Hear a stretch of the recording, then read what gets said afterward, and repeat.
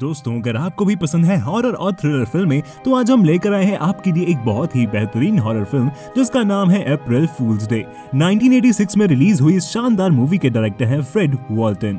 Film की कहानी 9 दोस्तों की है जो एक आइलैंड पर मजे करने जाते हैं और बिना एक दूसरे के पता चले एक दूसरे के साथ प्रैंक करते हैं। दरअसल किसी को भी उस प्रैंक के बारे में तब पता चलता है जब वह उस प्रैंक का शिकार हो जाता है और इस तरह वे फिर एक दूसरे के साथ प्रैंक ही करते रहते हैं और बचे हुए लोगों को लगता है कि उनके दोस्त मारे जा रहे हैं। आखिर में जाकर जब केवल 2 लोग बचते हैं तब जाकर इस खेल का पर्दाफाश होता है। मूवी की शुरुआत में हम कॉलेज फ्रेंड्स का एक ग्रुप देख पाते हैं जिसमें 8 लोग थे। इन लोगों के नाम थे रॉब, किट, निकी, हार्वी, स्कीप, नैन, चेज और आर्च। ये लोग छुट्टियों में अपने एक दोस्त मफी के यहाँ पर जा रहे थे जो एक आइलैंड पर रहती थी और वहाँ उसका एक बड़ा सा मेंशन था। हम मफी को उस मेंशन में देख पाते हैं जो घर को सजा रही थी और अनवांटेड चीजें बेसमेंट में रखती जा रही थी। दूसरी तरफ ये 8 लोग फेरी बोट से आइलैंड पर जाने के लिए निकलते हैं। फिर जब वो लोग बोट में थे तो स्किप और आर्च एक गेम खेल रहे थे, वह भी चाकू से। लेकिन थोड़ी देर में इस गेम में आर्च हारने लगता है, इसलिए वह रैंडमली चाकू गुस्से में फेंक देता है जो सीधा स्किप के पेट में गलती से घुस जाता है और स्किप पानी में गिर जाता है। उसे ढूंढने के लिए रॉब एंड बोट ड्राइवर का साथी जो था वह भी पानी में कूद जाता है और उन्हें स्किप कहीं पर भी नहीं मिलता है। तभी स्किप पानी के बाहर आता है और हंसने लगता है। आर्च और स्किप ने सबको अप्रैल फूल बनाया था। रॉब और स्किप तो बोट पर आ जाते हैं और सभी हंस रहे थे, पर बोट चालक का साथी बोट के साइड में लगी लकड़ी से गलती से दब जाता है जिसके चलते उसकी एक आंख बाहर आ जाती है और वह काफी भयानक जख्मी था। बोट चालक अपने साथी को दूसरे बोट के ऊपर हॉस्पिटल ले जाता है।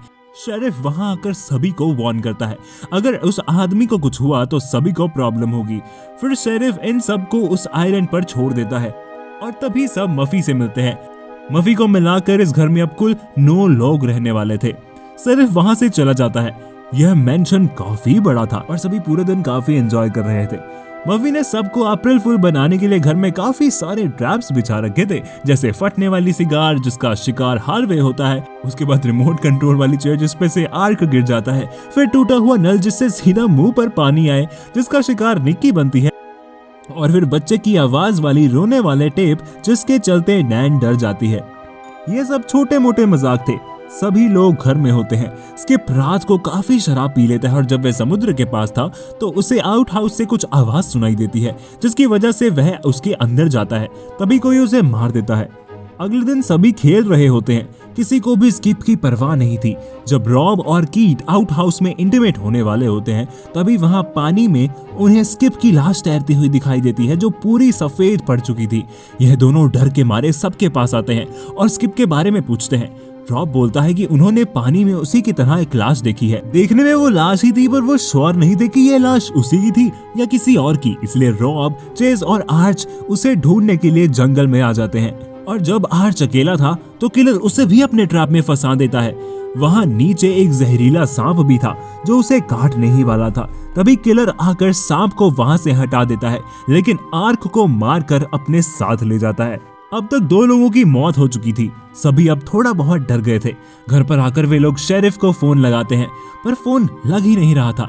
नैन घर की पाइपलाइन के साथ कुछ छेड़छाड़ करता है जिसके चलते घर पे पानी भी नहीं आ रहा था और मफी काफी स्ट्रेंज बिहेव कर रही थी जो अजीबोगरीब बातें कर रही थी।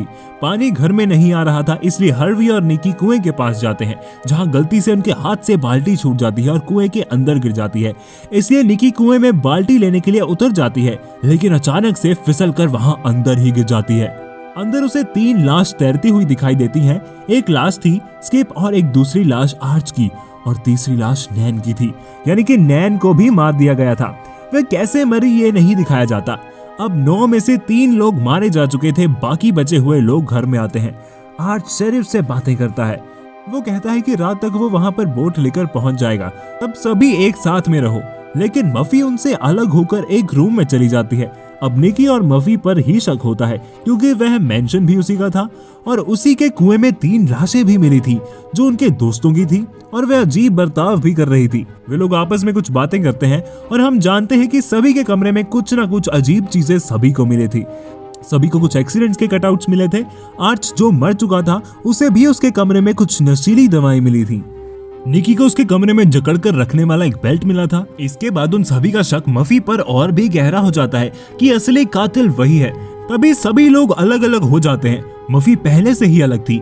दो लोग बाहर जाकर शेरिफ का इंतजार कर रहे होते हैं और दो लोग सामान पैक करने के लिए ऊपर जाते हैं।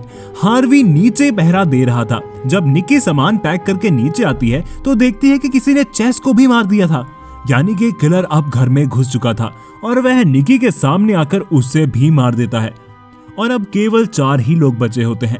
हार्वी जो नीचे पहरा दे रहा था, उसे ऊपर से कुछ आवाज सुनाई देती है। वह वहां पर चेक करने जाता है पर किलर उसे पकड़ लेता है और उसका हाथ पैर बांधकर रस्सी से लटकाकर मार देता है।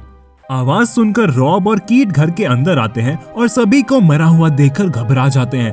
वो लोग भागकर बाहर जाते हैं। वहां उन्हें एक बोट दिखाई देती है। वे लोग उसमें जाकर उसे स्टार्ट करने की कोशिश करते हैं पर वो स्टार्ट ही नहीं होती। वो लोग चाबी लेने के लिए हाउस में जाते हैं जहां उन्हें एक दीवार पर मफी और बफी लिखा हुआ दिखाई देता है। यानी हमें पता चलता है कि मफी की जुड़वा बहन भी होती है। इसका नाम बफी होता है और हो सकता है कि शायद वही सबको इसी वजह से मार रही है। तभी उन्हें वहां पर मफी की भी मुंडी कटी हुई दिखती है, जिसका यह मतलब था कि बफी ने मफी को भी मार दिया। बफी चाकू लेकर इन दोनों के पीछे पड़ती है। ये दोनों डर के मारे घर में भागते हैं। बफी रॉब को एक रूम में बंद कर देती है और किट को मारने के लिए आगे बढ़ती है। किट भागकर हॉल में आती है और देखती है कि सभी मरे हुए लोग यानी कि सभी दोस्त हॉल में बैठे हुए थे।